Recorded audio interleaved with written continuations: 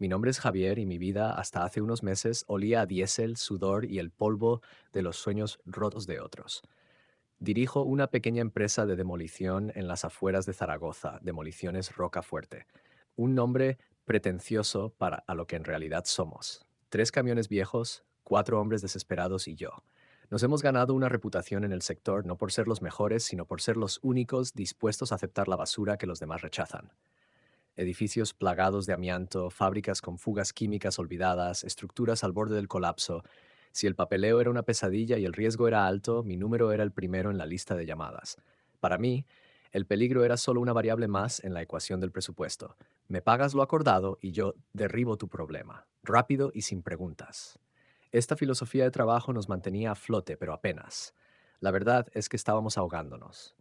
Mi hija, Sofía, de apenas 8 años, había nacido con una malformación cardíaca rara. Los médicos la habían mantenido estable con medicamentos y procedimientos menores, pero el tiempo se agotaba. Necesitaba una cirugía a corazón abierto, una operación compleja y terriblemente cara que la seguridad social no cubría en su totalidad. El coste restante era una cifra astronómica, un muro de hormigón entre mi hija y su futuro. Cada factura que pagaba, cada préstamo que pedía, era como golpear ese muro con mis propias manos. Estaba cubierto de deudas, y la presión en mi pecho era constante, un recordatorio perpetuo de mi fracaso como padre y proveedor. Fue en medio de esta tormenta personal cuando llegó la llamada que lo cambiaría todo. Era el ayuntamiento. El trabajo era grande, casi mítico en la región, la demolición del sanatorio de la Loma Olvidada. El sanatorio había sido una mancha en el paisaje durante casi un siglo. Construido en los años 20 como un hospital para tuberculosos, fue reconvertido en un hospital psiquiátrico después de la Guerra Civil. Las historias que lo rodeaban eran material de leyenda urbana. Se hablaba de terapias de electroshock brutales, de lobotomías experimentales, de pacientes que simplemente desaparecían de los registros. Cerró sus puertas abruptamente en 1988 y desde entonces la naturaleza había comenzado su lenta y persistente reclamación. Los vándalos y los adolescentes en busca de emociones fuertes eran los únicos que se habían atrevido a cruzar sus puertas oxidadas en décadas. El pueblo, supersticioso y cansado de la ominosa silueta en la colina, finalmente había conseguido una subvención para demolerlo y construir en su lugar un moderno complejo deportivo, un intento de borrar la oscura historia bajo capas de césped artificial y pistas de pádel. El contrato era suculento por sí solo, pero la verdadera tentación era el bonus, 50.000 euros. 50.000 euros extras si el terreno estaba completamente despejado antes de la fecha límite, que era en 6 semanas. La cifra resonó en mi cabeza como un disparo. Era más que suficiente para cubrir la cirugía de Sofía y saldar una parte importante de mis deudas. Era la respuesta a mis plegarias nocturnas, la luz al final de un túnel muy oscuro. No me importaba la historia del lugar, no me importaban los fantasmas. 50.000 euros era el precio de la vida de mi hija, y estaba dispuesto a vender mi alma para conseguirlo. Acepté el trabajo sin dudarlo. Una semana después me encontraba a las puertas del sanatorio para la inspección previa. A mi lado caminaba el señor Morales, el representante del ayuntamiento. Era un hombre de mediana edad, con un traje demasiado caro para un lugar como este y una sonrisa que no le llegaba a los ojos. Desenrollé los planos originales, amarillentos y frágiles por el tiempo, mientras Morales hablaba sin cesar sobre normativas de seguridad y la gestión de residuos peligrosos. La estructura principal es sólida, Javier, dijo, señalando con un bolígrafo de oro hacia la fachada de ladrillo rojo, cubierta de hiedra y manchas de humedad. Hormigón armado, vigas de acero, fue construido para durar una pena. No se preocupe, señor Morales, le respondí, con una confianza que no sentía del todo. Nosotros estamos hechos para deshacer lo que dura. El interior era un mausoleo de desesperación. El aire era denso, una mezcla empalagosa del olor a moho, desinfectante rancio y algo más, algo metálico y vagamente orgánico como sangre seca. Los pasillos eran largos y resonaban con el eco de nuestras pisadas. Las baldosas del suelo estaban rotas y de las paredes se desprendía pintura descascarillada como piel muerta. En algunas habitaciones las camas de hierro seguían allí, oxidadas y desnudas. En otras había extraños equipos médicos cubiertos por sábanas blancas, que en la penumbra parecían cuerpos esperando en la morgue. Podía sentir el peso del sufrimiento impregnado en cada ladrillo. Era un lugar profundamente triste. Mi equipo, compuesto por Mateo, un veterano con más años en la demolición que yo en la vida, Carlos, un chaval joven y fuerte que necesitaba el dinero, y Ricardo, un hombre silencioso y metódico, recorría las plantas superiores conmigo. Sus rostros, normalmente curtidos y estoicos, mostraban una tensión inusual. Este sitio da yuyu, jefe, murmuró Carlos, pasando una mano por un trozo de pared donde unos arañazos profundos formaban palabras ilegibles. Concéntrate en las vigas de carga, no en los cuentos de viejas, le espeté, quizás con más dureza de la necesaria. La presión del bonus ya me estaba afectando. Descendimos al subsótano a través de una escalera de caracol metálica y oxidada, situada detrás de la sala de calderas. El aire aquí abajo era aún más frío y pesado. La humedad se condensaba en las paredes de piedra, trazando líneas oscuras que parecían venas. Fue entonces cuando lo vi. Algo que no cuadraba. Al final de un largo corredor de servicio, donde los planos indicaban que debía haber un antiguo anexo de archivos, había un muro. Pero no era un muro original, era una monstruosidad. Una pared de hormigón armado, de al menos 1 metro de espesor, reforzada con una placa de acero macizo que cubría toda la superficie. La placa estaba soldada al marco de hormigón con cordones de soldadura gruesos y desiguales, un trabajo hecho con prisa y fuerza bruta, no con precisión. No había puerta, ni manija, ni cerradura, solo una plancha de metal oxidado y frío. En el centro, alguien había pintado con aerosol rojo un símbolo extraño, casi borrado por el tiempo, un círculo con una línea vertical que lo atravesaba y 3 puntos a un lado. No era una advertencia de riesgo biológico ni de radiación. No era nada que hubiera visto antes. Señor Morales, le llamé, mi voz resonando en el pasillo silencioso. Él se acercó y su sonrisa tensa vaciló por un instante al ver el muro. Los planos muestran aquí el archivo B. Esto, dije, golpeando la placa de acero con los nudillos. El sonido fue sordo y definitivo. Esto no estaba en el diseño original. Morales se aclaró la garganta, apartando la vista del muro como si le quemara los ojos. Ah, sí, eso. Es una adición posterior. Por problemas estructurales, creo recordar. Se selló hace décadas. No tiene importancia. Problemas estructurales, insistí, frunciendo el ceño. Esto no es un refuerzo, es una barricada. Parece que alguien quería asegurarse de que nada ni nadie saliera de ahí. Mire, Javier, dijo Morales, su tono volviéndose más firme, casi admonitorio. Esa sección está clasificada como inaccesible en el anexo del contrato. Legalmente, para nosotros, no existe. Si usted presenta una solicitud para investigarla, para abrirla, se desencadenará un infierno burocrático. Inspecciones medioambientales, revisiones de patrimonio histórico, posibles litigios. El proyecto se paralizará durante meses, no semanas. Hizo una pausa, mirándome fijamente, y su bonus se esfumará. Márquelo como zona de exclusión y proceda con el resto del edificio. La ciudad prefiere no remover el pasado. Usted debería hacer lo mismo. Su insistencia era extraña. No era la típica aversión burocrática al papeleo. Era algo más. Era miedo.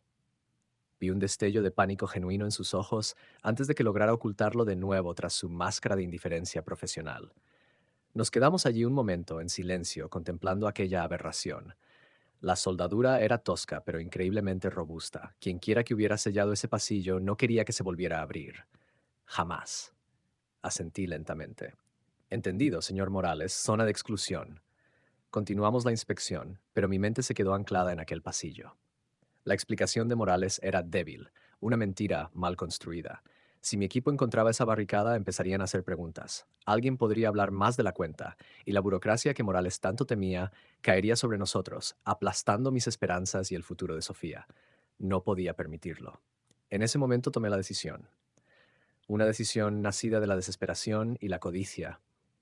Una decisión que sellaría mi destino de una forma que no podía ni empezar a imaginar. Me encargaría de ello yo mismo, en secreto. Por la noche, cuando mi equipo se hubiera ido y la única testigo fuera la oscuridad del propio sanatorio, abriría ese sello, vería qué había detrás y luego lo haría desaparecer antes de que nadie se diera cuenta. Si era solo un almacén vacío, perfecto. Si era algo más, bueno, ya me enfrentaría a eso. Sin informes, sin testigos, sin retrasos. Mi hija necesitaba esa operación y yo necesitaba ese dinero. Ningún muro de acero ni ningún burócrata asustado se interpondrían en mi camino. Comenzamos la demolición al día siguiente, desde el tejado hacia abajo, como dictaba el protocolo. Los primeros días fueron un torbellino de trabajo brutal y eficiente. Las tejas, las vigas de madera, los paneles de yeso, todo lo que no era estructura principal fue arrancado y arrojado a los contenedores. Las plantas superiores quedaron reducidas a esqueletos de hormigón en un tiempo récord. Mi equipo trabajaba rápido, siempre lo hacíamos. Pero había algo en el sanatorio de la Loma Olvidada que empezó a minar nuestra moral, pieza a pieza. Empezó con cosas pequeñas, insignificantes, que podías atribuir al cansancio o a los nervios. Herramientas que dejábamos en una habitación aparecían misteriosamente en otra, en el extremo opuesto del edificio. Las luces de nuestros generadores portátiles parpadeaban sin motivo, a pesar de que los motores funcionaban a la perfección. Mateo, mi hombre de confianza, juró que la escalera de mano en la que estaba subido se había sacudido violentamente, como si alguien la hubiera pateado desde abajo, pero no había nadie en 20 metros a la redonda. Son los nervios y el exceso de cafeína, les decía a ellos y a mí mismo. Estamos forzando la máquina para cumplir el plazo. Hay que tener cuidado, eso es todo. Pero entonces empezaron los sonidos. Oíamos pasos siempre en los pasillos que acabábamos de despejar y que sabíamos que estaban vacíos, ecos huecos que no se correspondían con nuestros movimientos. Un día, mientras estaba revisando unos planos en la furgoneta, Carlos me llamó por la radio con la voz temblorosa. Estaba en el ala oeste y juraba que había oído a alguien susurrar su nombre a través de un conducto de ventilación. Fui a comprobarlo. El conducto estaba atascado con una masa compacta de polvo, nidos de pájaro y óxido de 30 años. Físicamente era imposible que ningún sonido viajara a través de él. Lo que fuera que oyó no fue una voz humana, pero el miedo en su cara era real. El verdadero punto de inflexión, sin embargo, llegó con Ricardo. Ricardo era el más duro de todos, ex legionario. Un hombre que había visto cosas peores que un hospital abandonado y que rara vez decía más de 2 frases seguidas. No se asustaba fácilmente. Por eso, cuando una mañana lo encontré en el subsótano de pie, inmóvil frente a la barricada de acero, supe que algo iba muy mal. Ni siquiera debería haber estado en esa zona. Ricardo, le llamé. No respondió. Ricardo, grité más fuerte. Se giró lentamente y la sangre se me heló en las venas. Su rostro, normalmente curtido por el sol, estaba pálido como la cera. Tenía los ojos vidriosos, la mirada perdida en algún punto más allá de mí, como si acabara de despertar de una pesadilla horrible. Lo dejo, dijo. Su voz era un susurro ronco. Envíame el cheque por correo. ¿Qué? ¿De qué hablas? ¿Qué ha pasado? Le pregunté, acercándome a él. Me ignoró. Pasó a mi lado como si yo fuera un fantasma, subió las escaleras, recogió su mochila en silencio y se marchó del recinto sin mirar atrás. Justo antes de desaparecer por la puerta se detuvo y dijo una sola cosa, con una voz cargada de un terror absoluto. No quiere que lo tiremos. No le pregunté a qué se refería con lo. Debería haberlo hecho. Debería haber detenido a todo el equipo en ese mismo instante y haber renunciado al trabajo. Pero la imagen del rostro de Sofía apareció en mi mente, seguida por la cifra de 50.000 euros. Estábamos retrasados y no podía permitirme perder a otro hombre ni otro día. Me dije a mí mismo que Ricardo simplemente se había sugestionado, que la atmósfera del lugar le había afectado. Cubrí las horas de Ricardo yo mismo, trabajando hasta bien entrada la noche, durmiendo apenas 3 o 4 horas. Mi cuerpo protestaba, pero mi desesperación era un combustible más potente que el café. Y mientras el resto del sanatorio se convertía en escombros, el pasillo sellado permanecía intacto en el subsótano, y en mi cabeza como una muela infectada, palpitando con una promesa de dolor y secretos. La imagen de la placa de acero y el extraño símbolo rojo se había grabado a fuego en mi mente. La demolición del edificio se había convertido en una obsesión secundaria. Mi verdadero objetivo, mi prueba final, aguardaba en la fría oscuridad de las profundidades. La marcha de Ricardo dejó una herida abierta en la ya maltrecha moral del equipo. Un silencio pesado, más denso que el polvo de la demolición, se instaló entre nosotros. Mateo y Carlos trabajaban con una eficiencia mecánica, pero sus ojos delataban la tensión. Miraban constantemente por encima del hombro, sobresaltándose con cada crujido del edificio moribundo. La frase de Ricardo, no quiere que lo tiremos, se había quedado flotando en el aire, una espora venenosa que infectaba nuestros pensamientos. Yo, por mi parte, me convertí en un tirano. La desesperación era mi látigo. Más rápido, Carlos. Esa viga no se va a quitar sola, le gritaba mi voz ronca por la falta de sueño y el estrés. Mateo, revisa esos anclajes, no tenemos todo el día. Me movía por el esqueleto del edificio como un fantasma furioso, empujado por la imagen de la factura del hospital y el rostro pálido de Sofía en mi memoria. La empatía era un lujo que no podía permitirme. El bonus era mi único evangelio, y el plazo, mi Dios implacable. Intentaba racionalizar lo de Ricardo. El estrés, la atmósfera opresiva del lugar, era fácil sugestionarse en un sitio como este. Pero en el fondo sabía que era una mentira. Lo que vi en sus ojos no era sugestión. Era terror puro, el tipo de miedo que reescribe el alma de un hombre. Los fenómenos extraños, lejos de cesar, se intensificaron. Se volvieron más personales, más maliciosos. Ya no eran simples herramientas extraviadas. Un día, el cable de acero del cabrestante que usábamos para bajar grandes trozos de hormigón se deshilachó y se partió, sin previo aviso y sin soportar ni la mitad de su carga máxima. La losa de varias toneladas se estrelló contra el suelo a escasos metros de donde estaba Mateo, haciéndolo saltar hacia atrás con un grito ahogado. Revisé el cable. Estaba casi nuevo, la rotura era limpia, antinatural. Carlos empezó a empeorar. Quejaba constantemente de oír susurros. Ya no era solo su nombre. Es la voz de mi madre, jefe, me confesó un mediodía con los ojos llenos de lágrimas. Me llama. Dice que tenga cuidado, que me vaya de aquí. La madre de Carlos había fallecido hacía 2 años. Ver a aquel chaval, normalmente tan lleno de vida y bromas, reducido a un manojo de nervios tembloroso, me revolvió el estómago. Pero aparté la compasión. Es el viento en las tuberías, chaval. Concéntrate o vas a tener un accidente. Incluso Mateo, el inquebrantable Mateo, empezó a flaquear. Lo encontré una tarde sentado sobre un montón de escombros con la cabeza entre las manos. Estaba pálido y sudaba a pesar del frío. He oído el choque, susurró. ¿Qué choque, Mateo? El de la obra de la M30, hace 10 años. El andamio que se vino abajo, oí los gritos de nuevo, Javi, como si estuviera pasando ahora mismo, justo ahí. Señaló un pasillo oscuro y vacío. El terror en la voz de aquel hombre, un roble que había sobrevivido a décadas de peligros, me asustó más que cualquier ruido. El sanatorio no solo jugaba con nuestros nervios, estaba escarbando en nuestras mentes, buscando nuestras heridas más profundas y echando sal en ellas. Y luego estaban las sombras. Al principio eran solo manchas fugaces en el rabillo del ojo, pero pronto se volvieron más audaces. Una silueta oscura que se asomaba desde una puerta y desaparecía cuando girabas la cabeza. Un movimiento en el reflejo de un cristal roto. La sensación abrumadora y constante de ser observado por docenas de ojos invisibles. Mi propia cordura se estaba deshilachando. La falta de sueño me sumió en un estado de paranoia febril. Cada sombra era una amenaza, cada crujido una advertencia. Empecé a tener sueños, o más bien pesadillas recurrentes. Siempre era la misma. No soñaba con Sofía ni con mis deudas, soñaba con la oscuridad. Me veía a mí mismo, no fuera, sino dentro del pasillo sellado. Estaba en una negrura absoluta, pero podía sentir la placa de acero frente a mí, fría y sólida. Y desde el otro lado, desde el mundo que había dejado atrás, oía arañazos. Débiles al principio, luego más frenéticos. Arañazos de uñas, de metal, de algo desesperado por entrar. Y a veces entre los arañazos un susurro, una voz de mujer, suave y melódica, que decía una sola palabra que no lograba entender. Despertaba empapado en sudor, con el corazón martilleando contra mis costillas y el eco de los arañazos en mis oídos. El punto de no retorno llegó una semana después de la partida de Ricardo. Carlos estaba operando una pequeña excavadora para limpiar los escombros del patio. De repente, la máquina, que había estado funcionando sin problemas, se aceleró violentamente por sí sola. Los brazos hidráulicos se sacudieron y uno de los casos se estrelló contra un pilar de soporte que aún quedaba en pie, uno que habíamos apuntalado esa misma mañana. El pilar se agrietó y toda una sección del techo del primer piso se derrumbó con un estruendo aterrador, levantando una nube de polvo que lo cubrió todo. Por un milagro, nadie resultó herido, pero cuando el polvo se asentó, vi a Carlos bajarse de la cabina, temblando de forma incontrolable. No he sido yo, Javi, te lo juro, balbuceaba. Los mandos no respondían, la máquina se movía sola. Fue suficiente. Mateo se acercó a mí con el rostro cubierto de polvo y furia.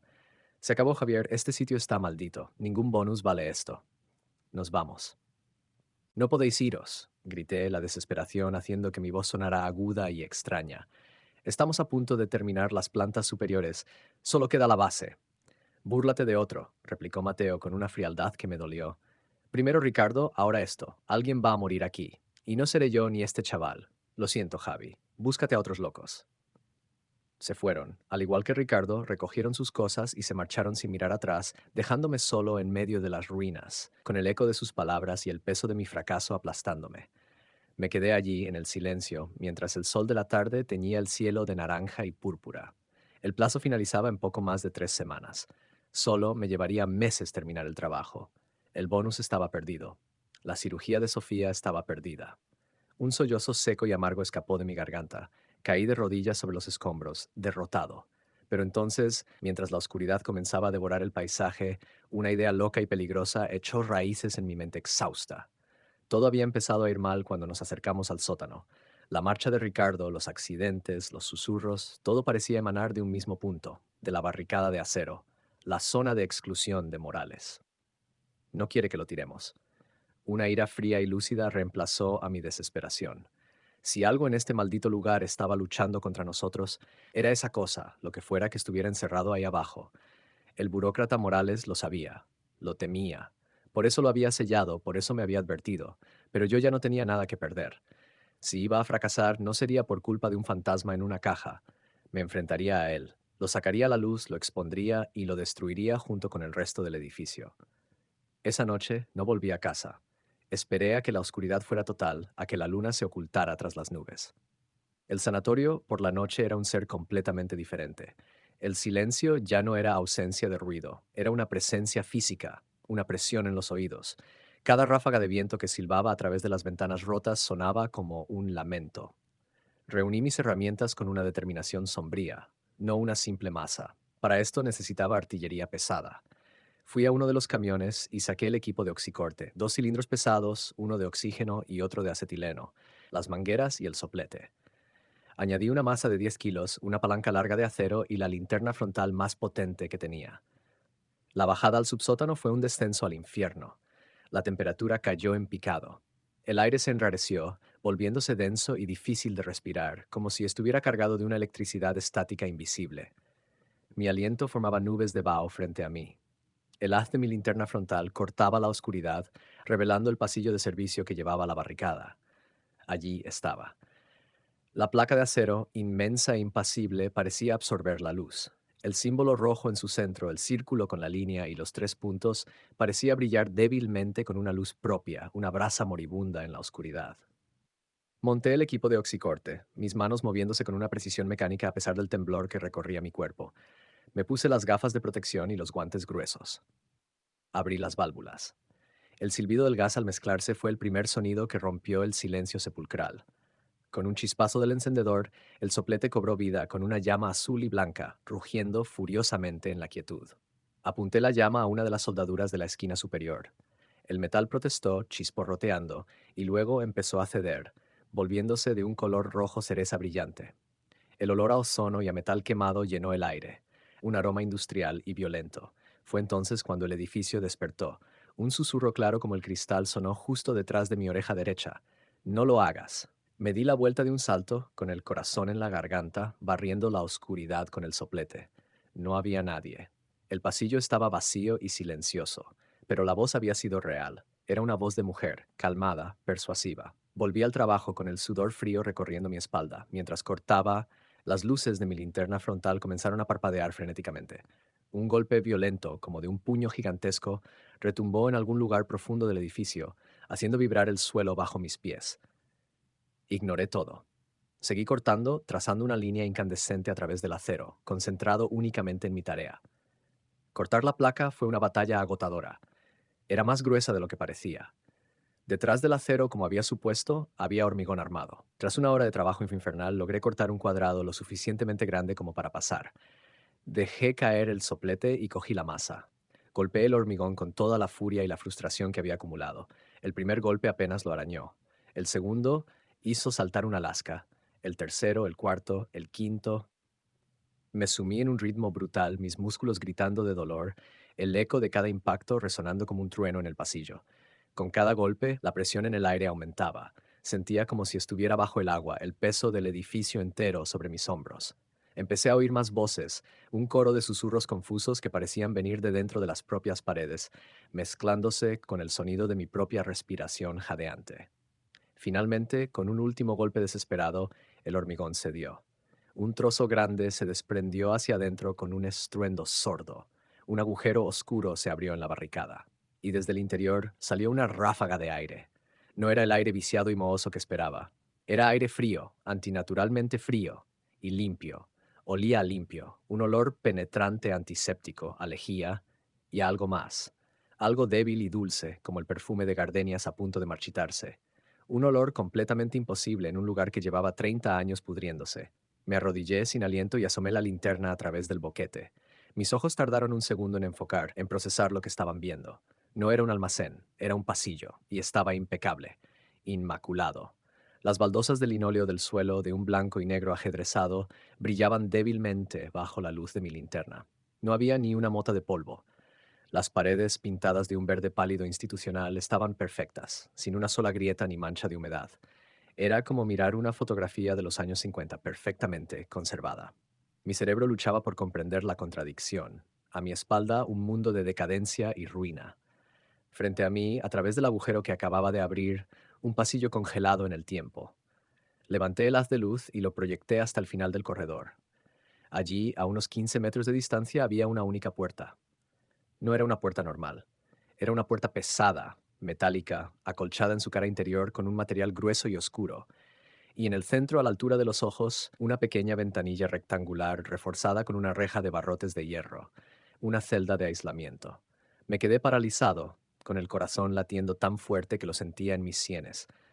Había violado una tumba. Había abierto algo que había sido sellado con miedo y con fuerza. Y al final de aquel pasillo imposiblemente limpio, la puerta de una celda acolchada me esperaba, como si hubiera estado aguardando mi llegada durante 30 largos años. El tiempo pareció detenerse. Me quedé arrodillado frente al agujero, con el aire antiséptico y dulzón llenando mis pulmones, contrastando violentamente con el hedor a podredumbre a mi espalda. El pasillo inmaculado se extendía ante mí como un diorama imposible, una escena de un crimen preservada bajo un cristal invisible. Y al final, la puerta. Esa puerta acolchada que era el punto final de toda la simetría, el corazón oscuro de aquel lugar olvidado.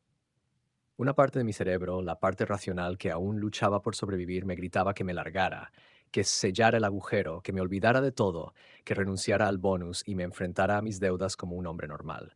Pero la desesperación es un veneno que ahoga la razón. Había llegado demasiado lejos, había invertido sudor, sangre y el último gramo de mi cordura en abrir ese sello. No podía irme sin saber. Además, una curiosidad mórbida, una atracción fatal hacia el abismo me tiraba hacia adelante. Tenía que saber qué habían protegido con tanto esmero. Con un gruñido, cogí la palanca de acero y la masa. Trabajé durante otros 20 minutos, ensanchando el agujero con una energía febril, haciendo palanca en los trozos de hormigón y metal retorcido hasta que la abertura fue lo suficientemente grande para que un hombre pudiera pasar arrastrándose. Cruzar ese umbral fue como sumergirse en otro mundo. La transición fue instantánea y total. En el lado de la ruina, el aire era húmedo y olía a tierra mojada. Al otro lado, el aire era seco, frío y estéril. El sonido también cambió. El eco de mi respiración se volvió agudo y clínico, rebotando en las superficies lisas. El silencio aquí no era vacío, sino expectante.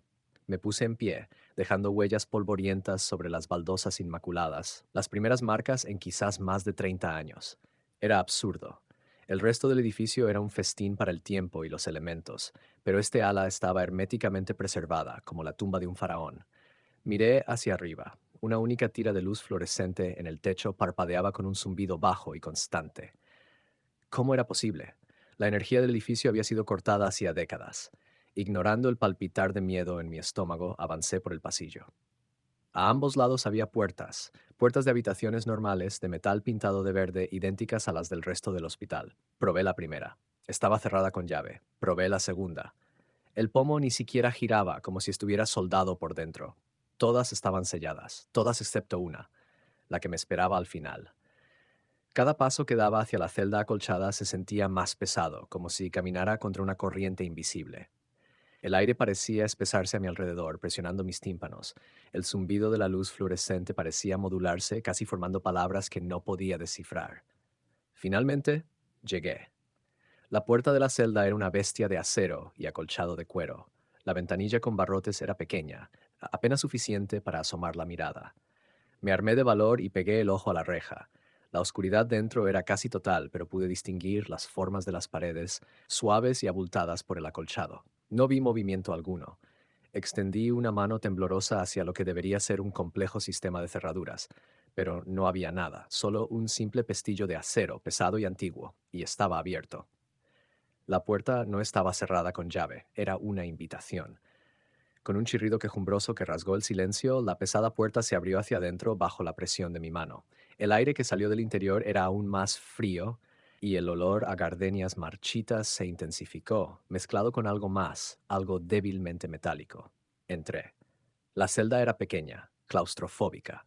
Las paredes, el suelo e incluso el techo estaban forrados con cojines de un cuero amarillento y agrietado por la edad. En el centro de la habitación había un viejo carrito de hospital de acero inoxidable, oxidado en las ruedas, equipado con correas de cuero agrietadas para sujetar muñecas y tobillos. Contra la pared del fondo, un colchón delgado y manchado yacía directamente en el suelo acolchado, hundido en el medio como si un cuerpo hubiera permanecido allí durante años. Sobre una pequeña mesa de metal atornillada al suelo había un espejo. Estaba rajado, una única línea quebrada que lo cruzaba en diagonal, fracturando mi reflejo en dos mitades desiguales. Me vi a mí mismo, pálido, con los ojos desorbitados por el miedo y el agotamiento, una imagen rota de un hombre roto. Fue entonces cuando mis ojos se fijaron en el suelo, bajo el espejo. Alguien había tallado un círculo en las baldosas acolchadas. No era un dibujo hecho al azar. Los cortes eran profundos, precisos y deliberados, hechos con algo afilado, quizás con una uña, durante un tiempo inimaginablemente largo. El patrón era una serie de símbolos geométricos extraños, entrelazados de una manera que parecía desafiar la lógica que hería la vista. Tenía un aspecto antiguo y profundamente incorrecto. Junto a la cama, o lo que servía de cama, había una única silla de metal oxidado, y sobre el asiento había un libro de registro de pacientes, con la cubierta de cuero negro deformada por la humedad y el tiempo. Con dedos que apenas me obedecían, lo cogí. El cuero estaba frío y extrañamente flexible. Lo abrí. Las páginas estaban llenas de anotaciones mecanografiadas, escritas con una vieja máquina de escribir. Eran frías, clínicas. 14 de marzo 1987. El sujeto se niega a ingerir alimentos. Se ha procedido a alimentación forzada. 21 de abril 1987. Niveles de sedación aumentados. El sujeto ha mostrado actividad vocal nocturna. 5 de mayo 1987. El sujeto permanece catatónico. No responde a estímulos externos. La mayoría de las entradas eran mundanas, un registro deprimente de una vida contenida, notas dietéticas, registros de comportamiento, dosis de medicamentos. Se referían al paciente siempre como el sujeto o ella, pero nunca daban un nombre. Hojeé las páginas hasta llegar a la última. La última página me heló la sangre, no estaba mecanografiada. Estaba escrita a mano, con una caligrafía temblorosa y desesperada, la tinta corrida en algunos puntos como si las lágrimas del autor hubieran caído sobre ella. No la saquéis. Nunca. No la observéis. El contacto visual la fortalece. No permitáis que su nombre sea pronunciado en voz alta. Repetirlo es liberarla. Un escalofrío violento me recorrió de pies a cabeza. Su nombre. Volví a hojear frenéticamente las páginas, buscando en los márgenes, en cualquier espacio en blanco. Nada. Entonces, casi por instinto, le di la vuelta al libro, y allí, en la contraportada interior, arañado profundamente en el cuero con una fuerza salvaje, había un nombre: Isadora. En el momento en que leí el nombre, mi cerebro hizo la conexión. Levanté la vista y de repente lo vi. No lo había notado antes, o quizás mi mente se había negado a procesarlo. El nombre estaba por todas partes. Estaba arañado en las paredes acolchadas una y otra vez, en patrones superpuestos hasta formar una textura de locura. Estaba grabado en las correas de cuero del carrito. Estaba tallado en la espuma expuesta del colchón, en surcos irregulares hechos sin duda con uñas y dientes. Isadora, Isadora, Isadora, Isadora. No lo dije en voz alta, solo lo leí. Lo pensé. Mi mente le dio forma al nombre, lo reconoció. Y en ese instante, el universo cambió. La temperatura de la celda se desplomó tan bruscamente que el aire me dolió en los pulmones. Pude ver mi propio aliento, una nube blanca y densa frente a mi cara. ¡Crack! El sonido vino de detrás de mí. El carrito de metal. Se había quejado, un chirrido lento y pesado, como si alguien acabara de sentarse en él o de aplicar un peso invisible sobre su estructura. Me quedé congelado. El zumbido de la luz fluorescente del pasillo se detuvo. El silencio que cayó fue absoluto, total, como el interior de una tumba sellada. Ya no estaba solo. No había nadie a quien ver, pero la sensación de una presencia era tan real como el libro que sostenía en mis manos. Era una densidad en el aire, una alteración en el espacio a mi lado. Sentí un hormigueo en la nuca, el instinto primario de una presa que sabe que el depredador está cerca. Lentamente, sin darle la espalda a la habitación, comencé a retroceder. Un paso, luego otro. Mis ojos iban del colchón hundido al carrito silencioso, al espejo roto. No respiré hasta que mis talones tocaron el umbral de la puerta. No me atreví a correr. Salí al pasillo.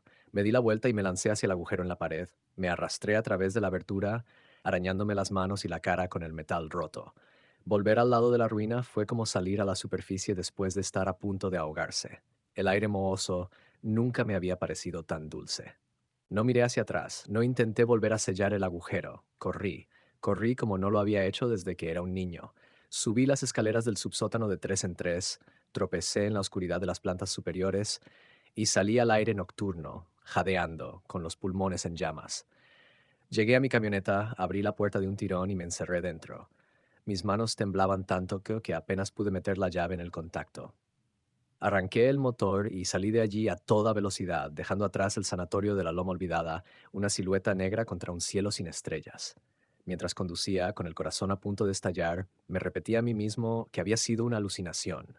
El estrés, la falta de sueño, el polvo, los gases del soplete, tenía que ser eso, pero sabía que me estaba mintiendo. No había sido una alucinación. Había abierto una puerta que nunca debió ser abierta.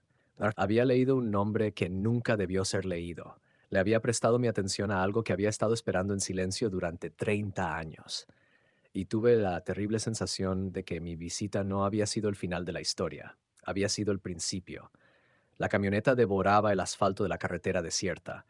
Mis nudillos estaban blancos sobre el volante y mis ojos, secos y ardientes, se clavaban en la línea discontinua que huía bajo las luces del vehículo. El sanatorio había desaparecido en el espejo retrovisor, pero su presencia era una mancha de tinta fría en mi nuca.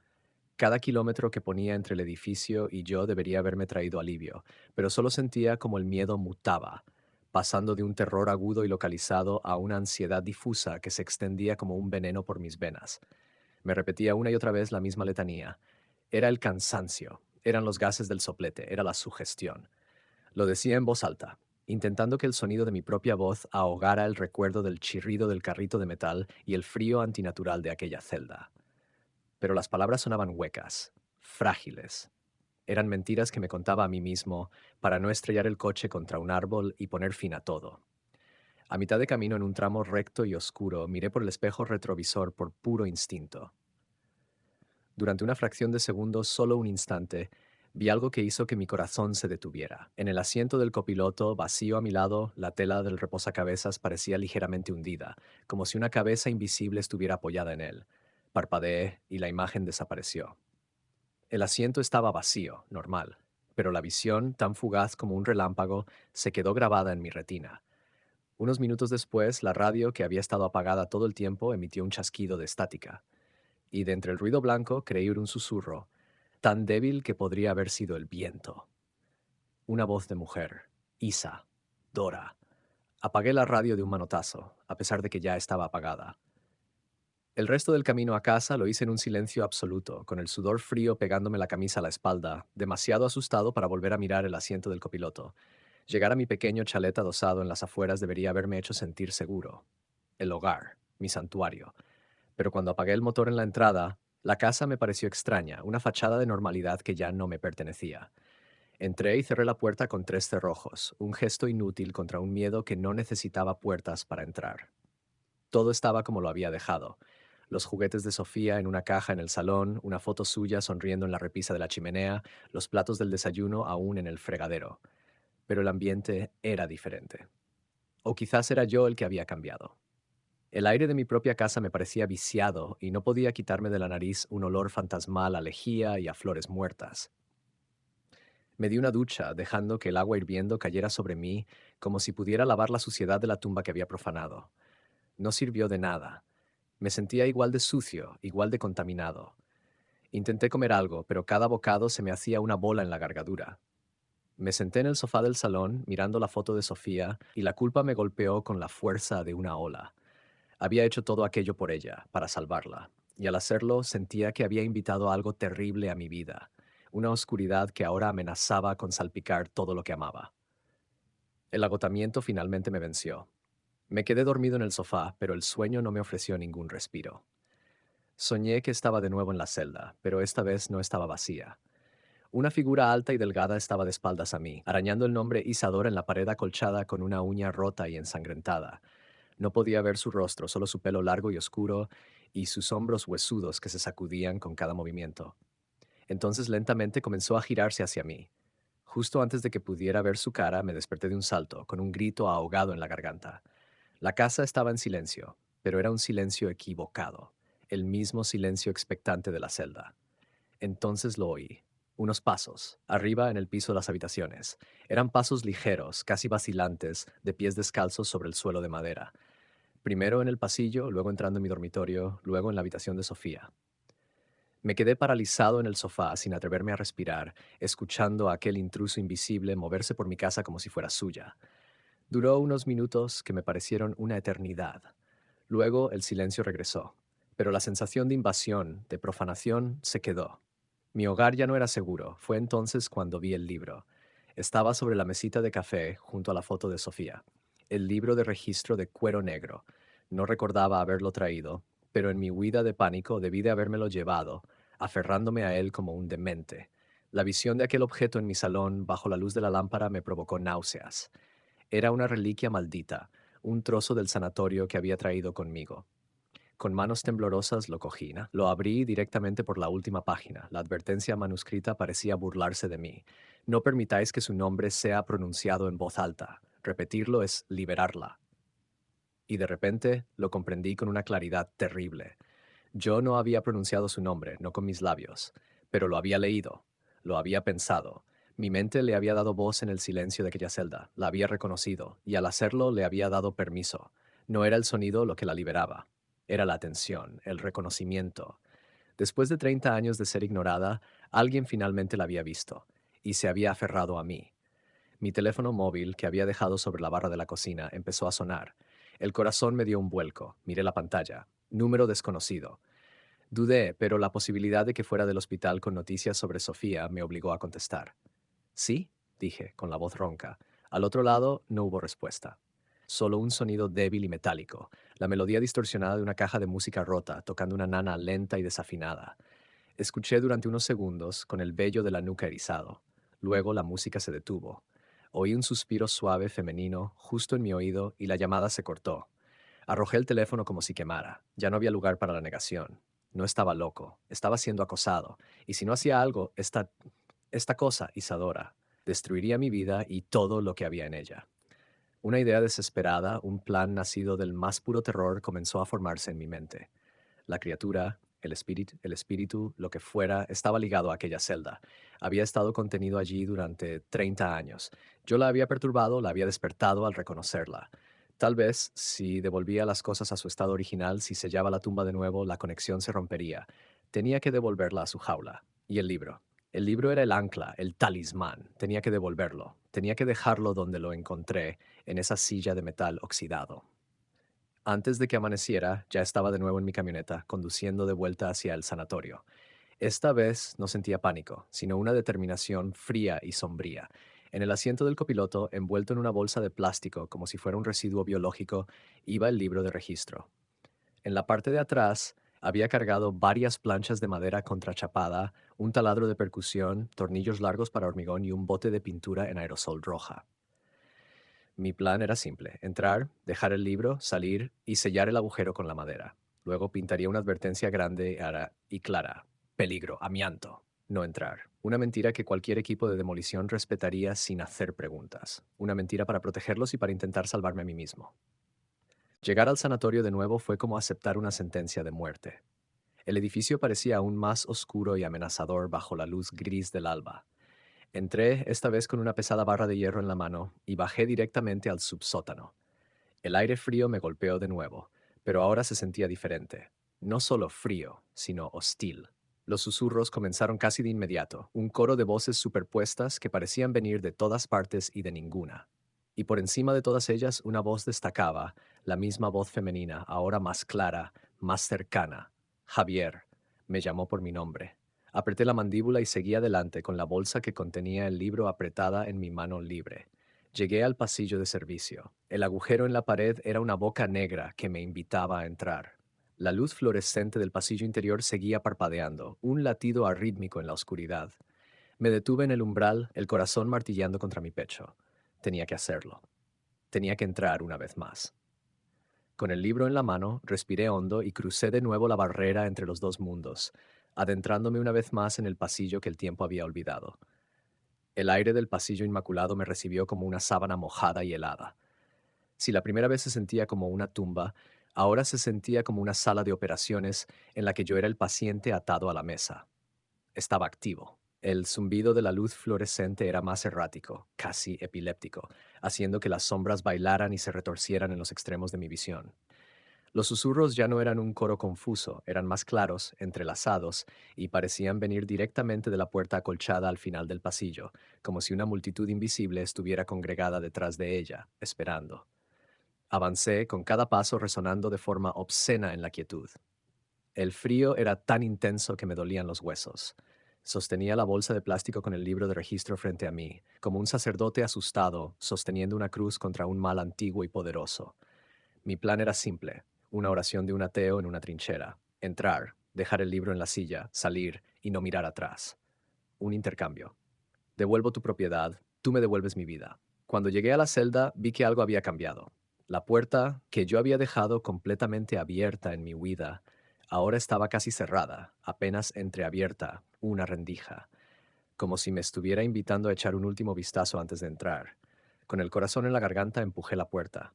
Chirrió perezosamente y se abrió para revelar el interior, y un escalofrío de puro terror me recorrió la espalda. La habitación no estaba como la había dejado.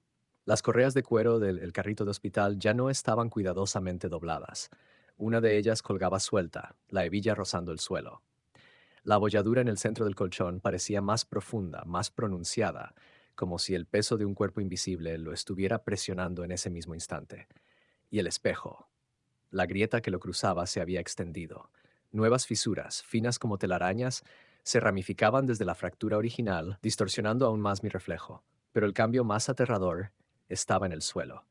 El círculo de símbolos tallados que antes era tan nítido y profundo ahora parecía más pálido, desgastado. Era como si alguien o algo hubiera estado frotándolo, raspándolo desde dentro, trabajando incansablemente para borrar las líneas que lo contenían. Estaba rompiendo su propia jaula. Con un temblor que apenas podía controlar, di un paso adentro. El frío se intensificó hasta volverse doloroso. Mi objetivo era la silla de metal. Solo tenía que dar 3 pasos, depositar el libro y huir. Di el primer paso. Di el segundo. Justo cuando extendía la mano para colocar el libro sobre el asiento oxidado, un sonido me paralizó, un sollozo. Era el llanto de una mujer, un sonido húmedo, roto y lleno de una pena tan abrumadora que era casi tangible. Venía de la esquina más oscura de la celda. Giré la cabeza bruscamente en esa dirección, pero no vi nada. Entonces mis ojos se encontraron con el espejo, y mi corazón se detuvo. Por una fracción de segundo en el cristal roto, mi reflejo no estaba solo. Detrás de mí se alzaba una forma. Alta, delgada, en buen sombra, sobre una cabeza ovalada y pálida donde los ojos eran solo cuencas oscuras y vacías. Desapareció tan rápido como apareció, pero la imagen quedó grabada a fuego en mi cerebro. ¡Crack! El sonido, agudo y violento como un latigazo, me hizo gritar. Una de las correas de cuero del carrito se tensó de golpe, como si una muñeca invisible luchara contra ella, y la hebilla golpeó el metal con una fuerza brutal. El colchón se oía visiblemente, con un gemido sordo de espuma y muelles viejos. El pánico se apoderó de mí, una ola helada que ahogó todo pensamiento racional. Pero en medio de ese terror, una idea estúpida y brillante floreció en mi mente. Recordé viejas historias de fantasmas, cuentos de demonología leídos en libros baratos, el poder de un nombre, la creencia de que si conoces el verdadero nombre de un espíritu, tienes poder sobre él. Puedes ordenarle desterrarlo. Miré las paredes, cubiertas con su nombre. Miré el círculo desgastado en el suelo. Y cometí el error más grande de mi vida. Pensé que el nombre era una invocación, un ancla. Pensé que la advertencia del libro era para protegerla a ella, para que nadie la molestara. No se me ocurrió que fuera para protegernos a nosotros. Pensé que si usabas un nombre podría poner fin a esto. De pie al borde del círculo que se desvanecía, temblando de pies a cabeza, respiré hondo y reuní el poco coraje que me quedaba, y lo susurré al aire helado de la celda. Isadora. El efecto no fue el que esperaba. El llanto se detuvo al instante. El movimiento cesó. El silencio que cayó fue diferente al de antes. No era un silencio de espera. Era un silencio de victoria. La presión en la habitación se volvió insoportable, aplastando mis pulmones, haciendo que me zumbaran los oídos. Y entonces sucedió lo imposible. Con un bajo y resonante pop, la grieta del espejo se curó. Las líneas desaparecieron, la telaraña de fracturas se desvaneció y por un solo segundo el espejo estuvo perfecto, liso y completo. y en su superficie inmaculada vi su reflejo detrás del mío, claro como el día. Su rostro era pálido e incompleto, los rasgos borrosos como una acuarela a medio terminar, pero sus ojos eran dos pozos de oscuridad infinita, y sus labios pálidos y agrietados se movían. No pronunciaban su propio nombre, formaban el mío, Javier. El terror se convirtió en una comprensión tan absoluta y devastadora que me rompió por dentro. La advertencia del libro. No permitáis que su nombre sea pronunciado. No era para darle poder a ella. Era para que no le dieras permiso. El nombre no era un arma contra ella. Era la llave de su jaula. Y yo, en mi estúpida arrogancia, acababa de meter la llave en la cerradura y la había girado. Tropecé hacia atrás, cayendo al suelo. El libro se me escapó de las manos. Me arrastré fuera de la celda con la garganta cerrada, incapaz de gritar. Mientras huía por el pasillo, un sonido me siguió. Un clic metálico, pesado y definitivo. El sonido de la puerta de la celda acolchada cerrándose y echando el pestillo, desde dentro. Llegué al agujero en la pared y me lancé a través de él. Aterricé torpemente sobre los escombros del otro lado, en la oscuridad familiar del subsótano. Justo en ese momento, un estruendo ensordecedor sacudió los cimientos del edificio. Un gemido profundo de metal retorciéndose y hormigón rindiéndose. Miré hacia atrás y vi horrorizado cómo el agujero por el que acababa de escapar se contraía. El pasillo entero, el ala sellada, se estaba derrumbando sobre sí misma, como si la realidad se estuviera plegando para borrar su existencia. Una nube masiva de polvo y escombros salió disparada del agujero menguante. Algo me golpeó con fuerza en la cabeza. El mundo giró violentamente. Lo último que oí fue el rugido final de la piedra y el acero, y lo último que sentí fue la oscuridad que me envolvía, atrapándome en las ruinas, solo en el fondo del sanatorio. Y luego, nada. Mi primer atisbo de conciencia fue de una luz cegadora. El cielo, de un azul pálido y lechoso, me hería los ojos. Estaba tumbado de espaldas, con el cuerpo rígido y la cabeza palpitando con un dolor sordo y profundo.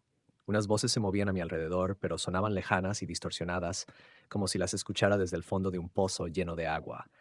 Debe de haberse saltado su último registro de salida. Deshidratado, posible conmoción cerebral. Un rostro apareció en mi campo de visión, bloqueando el cielo. Era una mujer con uniforme de técnico de emergencias. Sus labios se movían, pero tardé un segundo en procesar sus palabras. Tranquilo, señor, dijo con una voz calmada y profesional. Está a salvo. Tuvo suerte de que se dieran cuenta. Si se hubiera quedado ahí dentro mucho más tiempo. ¿Cuánto tiempo? Susurré, la garganta seca y áspera como el papel de lija. ¿Cuánto tiempo he estado dentro? La mujer frunció el ceño y miró a su compañero. 3 días. La cifra no tenía sentido.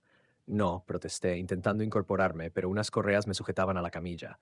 Imposible. Han sido un par de horas, solo un par de horas. La técnico no respondió. Solo me dirigió una mirada cargada de lástima y volvió a sus tareas. En la ambulancia, un policía me explicó la versión oficial de los hechos.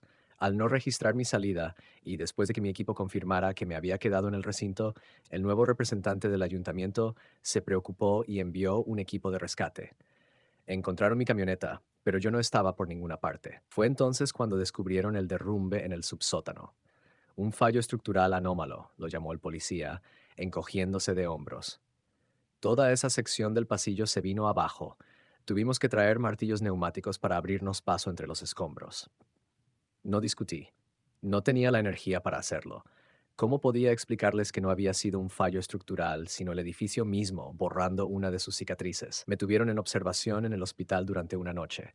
Me hicieron pruebas, radiografías, me conectaron a una vía con suero. El diagnóstico final fue una conmoción cerebral leve, deshidratación y agotamiento extremo. No encontraron ninguna herida grave, aparte de un extraño y superficial arañazo en mi muñeca izquierda. Era una línea fina y rojiza, casi un rasguño, y no tenía ni idea de cómo me lo había hecho. A la mañana siguiente, me dieron el alta. En el aparcamiento del hospital encendí mi teléfono. Se iluminó con una avalancha de notificaciones, 27 llamadas perdidas, la mayoría de mi ex mujer, preocupada, y un nuevo mensaje en el buzón de voz. Era del representante del ayuntamiento. Su tono era meloso y conciliador. Se disculpaba profusamente por el terrible accidente.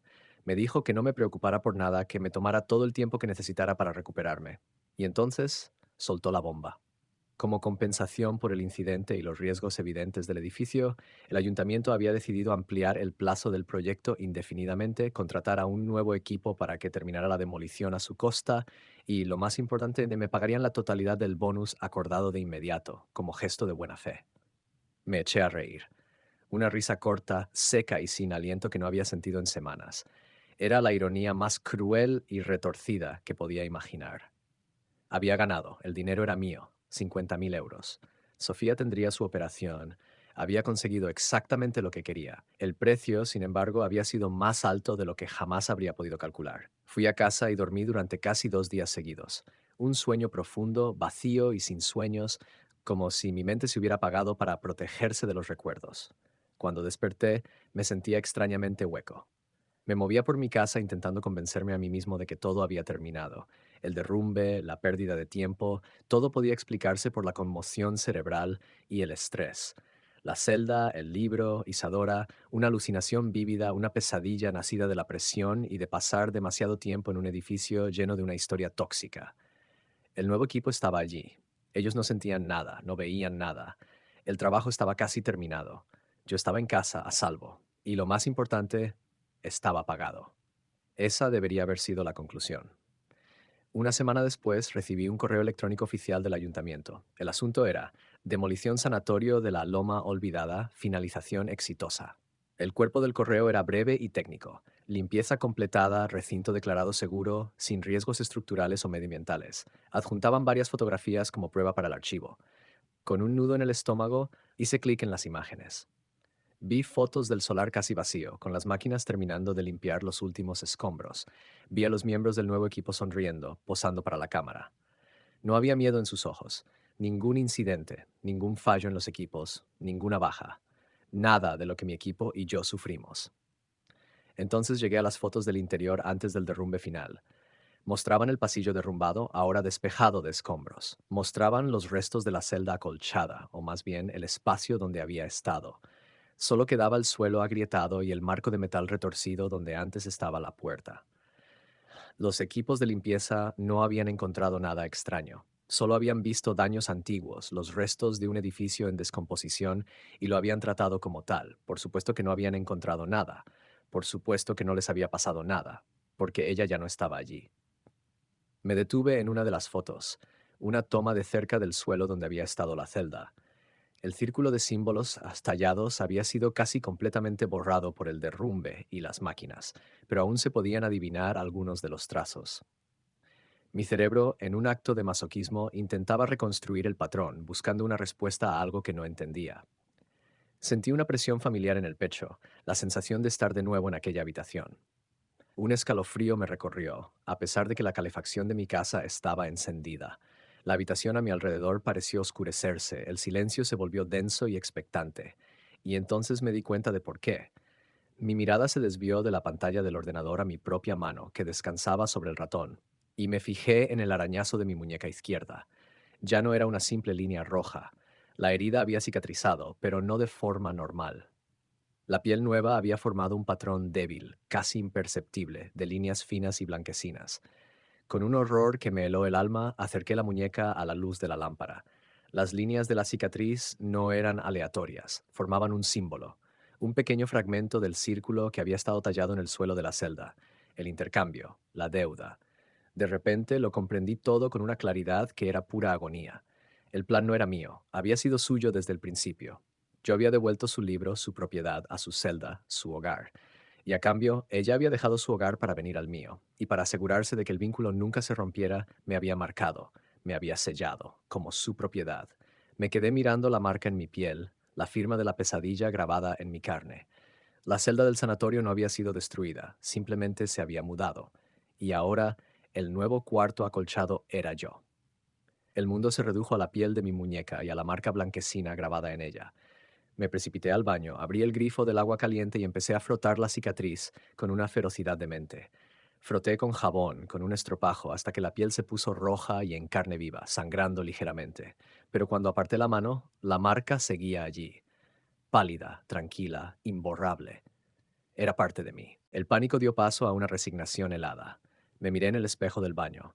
Mi rostro estaba demacrado, mis ojos inyectados en sangre y hundidos en cuencas oscuras. Parecía un extraño. Y mientras me miraba, el reflejo parpadeó. Durante una fracción de segundo, la expresión de mi reflejo no fue la mía. En medio de mi terror vi una sonrisa fugaz y triunfante en sus labios. Ese fue el principio del fin de mi soberanía sobre mi propio cuerpo. La Haunting cambió. Ya no eran fenómenos externos, ya no eran ruidos en la casa o sombras en los pasillos. La casa se quedó en silencio. La verdadera actividad paranormal se había mudado a un lugar mucho más íntimo y aterrador, el interior de mi cabeza. Empecé a oírla.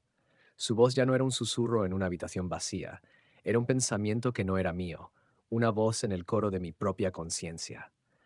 Al principio era débil, fragmentos de frases, ecos de emociones. Sentía punzadas de una soledad tan antigua y profunda que me doblaba de dolor, una melancolía que no tenía ninguna raíz en mi propia vida. Tenía recuerdos fugaces que no eran míos. La sensación del cuero frío y agrietado contra la piel desnuda, la visión del rostro severo de un médico con gafas de los años 80, el sabor metálico de la medicación en la lengua. Ella estaba sangrando dentro de mí, sus recuerdos y su conciencia filtrándose en los míos como tinta en el agua. El sueño se convirtió en mi mayor enemigo. Cuando lograba dormir, ya no soñaba con ella, soñaba como ella. Revivía fragmentos de su vida en la celda, noches interminables mirando el techo acolchado, días de un silencio enloquecedor rotos solo por los pasos de las enfermeras en el pasillo. Sentía su desesperación, su ira, y lo peor de todo, su paciencia, su infinita y aterradora paciencia. Me aislé del mundo, desenchufé el teléfono fijo, apagué el móvil y lo guardé en un cajón. No podía hablar con nadie, tenía demasiado miedo. Miedo de que, en mitad de una conversación, una palabra que no era mía saliera de mi boca. Miedo de que alguien mirara mis ojos y viera a la pasajera que se alojaba detrás de ellos. El dinero del bonus, la salvación de Sofía, estaba en mi cuenta bancaria, una suma digital que parecía una broma macabra. ¿De qué servía salvar a mi hija si corría el riesgo de que la conociera el monstruo en el que me estaba convirtiendo? Mi casa se convirtió en mi prisión. Pasaba los días vagando de una habitación a otra, en un silencio tenso, sintiéndome como un animal enjaulado.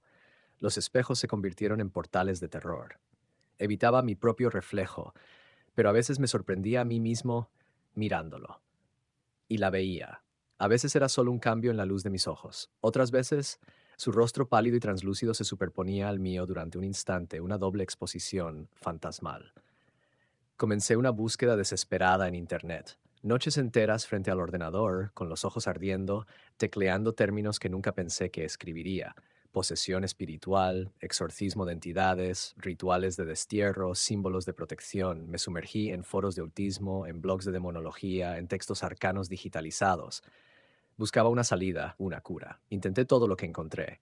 Llené la casa con el humo de la salvia, pero el humo se volvía negro y denso al acercarse a mí, haciéndome toser con arcadas.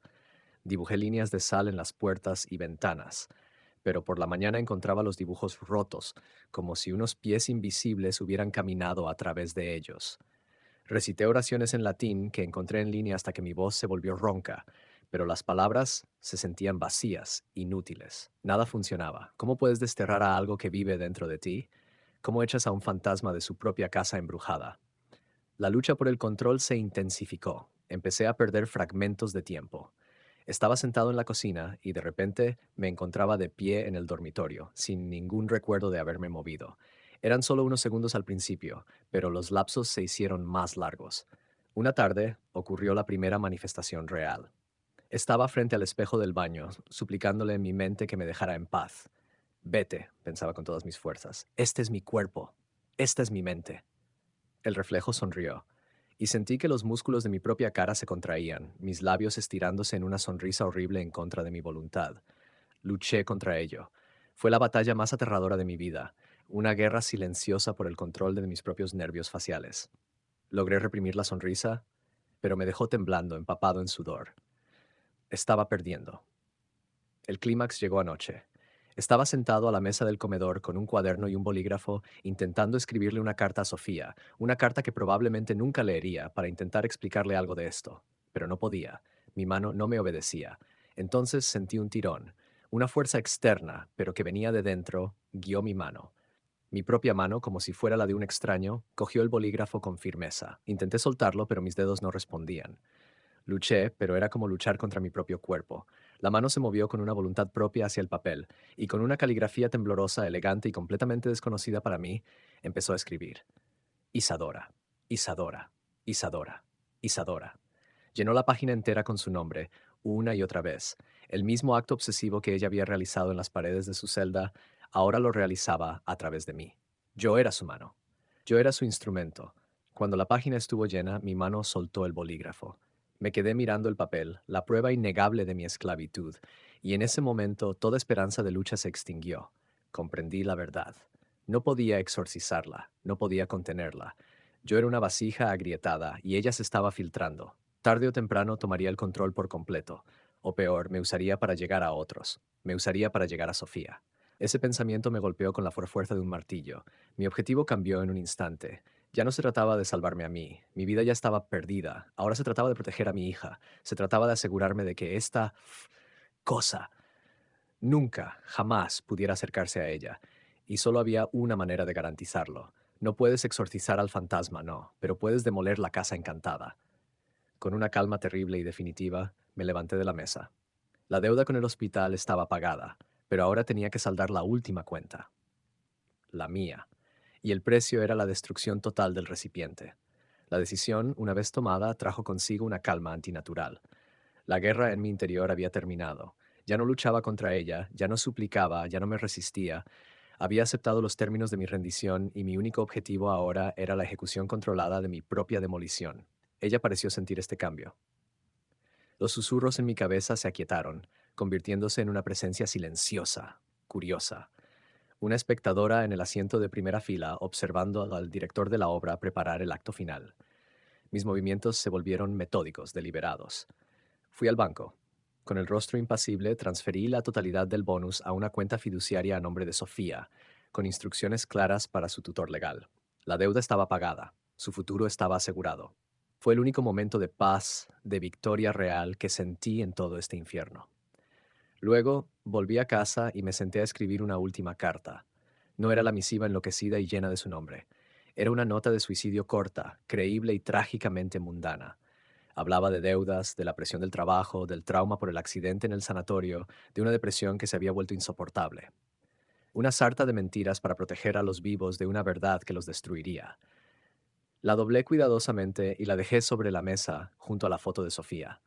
Cogí la foto, la miré durante mucho tiempo, memorizando cada detalle de su sonrisa, el brillo en sus ojos.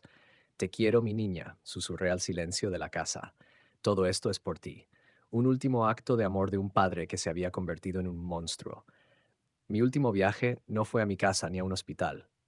Fue un regreso a la fuente, al origen de la infección.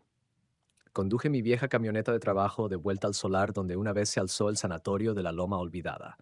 El lugar estaba ahora extrañamente desnudo, una parcela de tierra arrasada y plana bajo el cielo gris. Para cualquier otra persona era solo un terreno baldío. Para mí, el aire todavía vibraba con los ecos de 100 años de miseria. Conduje hasta el centro exacto del solar, calculando la posición hasta donde mis recuerdos me indicaban que había estado el subsótano. Apagué el motor. El silencio era total. Era la hora. Salí y cogí una lata de gasolina del compartimento de herramientas. Empecé a rociar el interior de la cabina, empapando los asientos, el salpicadero, el suelo. El olor acre del combustible llenó el aire. Y entonces ella reaccionó. La calma en mi mente se hizo añicos. Los susurros regresaron, pero esta vez no eran curiosos. Eran frenéticos, airados. No, para. No lo hagas. Comprendió mi plan. No se trataba solo de un suicidio. No era solo matar al recipiente. El fuego. El fuego era un purificador, un destructor. Entendió que no estaba intentando liberarla, estaba intentando aniquilarla junto conmigo. Su voluntad se estrelló contra la mía con la fuerza de un huracán. Mi mano se detuvo en el aire. Intentó obligarme a soltar la lata de gasolina. Sentí mis músculos tensarse, mis dedos luchando por abrirse, pero esta vez era diferente. Ya no luchaba por mí, luchaba por Sofía. La imagen de su rostro sonriente era mi escudo, mi armadura. Y por primera vez mi voluntad, alimentada por el amor de un padre, fue más fuerte que la suya. Con un grito que fue mitad esfuerzo y mitad desafío, vacié el resto de la lata. Me subí a la cabina empapada. El olor a gasolina era abrumador. Saqué un mechero del bolsillo. Mi mano temblaba, pero no por el miedo, por la batalla. Miré por el espejo retrovisor una última vez. Vi mi rostro, pero sus ojos me devolvían la mirada. Dos pozos oscuros llenos de un terror primordial. el terror de una criatura inmortal enfrentada a la aniquilación. Sonreí, una sonrisa genuina, la primera en mucho tiempo. Se acabó el juego, Isadora, susurré, y accioné el mechero. La policía encontró los restos calcinados de la camioneta a la mañana siguiente. El fuego había sido tan intenso que apenas quedaba nada reconocible. Lo dictaminaron como un suicidio. La nota de Javier, la transferencia bancaria, el conocido estrés de su trabajo, todo encajaba en una historia triste pero sencilla. Su hija, Sofía, recibió la cirugía que necesitaba. Se recuperó por completo, creció sana, sin saber nunca el verdadero precio que su padre pagó por su vida. En la superficie, la historia tuvo un final. Una tragedia, sí, pero con un resquicio de luz. Pero nosotros, los que escuchamos en la oscuridad, sabemos que las historias nunca son tan sencillas. Javier creía que el fuego lo purificaría todo, que al demoler la casa, mataría al fantasma que vivía dentro. Pero me pregunto, ¿qué pasa si estaba equivocado? ¿Qué pasa si un ser como Isadora, un ser de pura miseria y paciencia, no puede ser destruido por algo tan simple como el fuego? ¿Qué pasa si el fuego no era el fin de la historia para ella? ¿Qué pasa si la jaula de carne y hueso que la retenía, que la anclaba a un solo lugar, a una sola persona, fue lo único que realmente se quemó esa noche? Él demolió su propia casa para matar al fantasma que había dentro. Pero hay fuegos que no purifican. Hay fuegos que solo abren la puerta de la jaula y dejan que el monstruo salga volando hacia la noche. Buenas noches. Y tened cuidado con lo que leéis en la oscuridad. Puede que algo se esté leyendo a vosotros.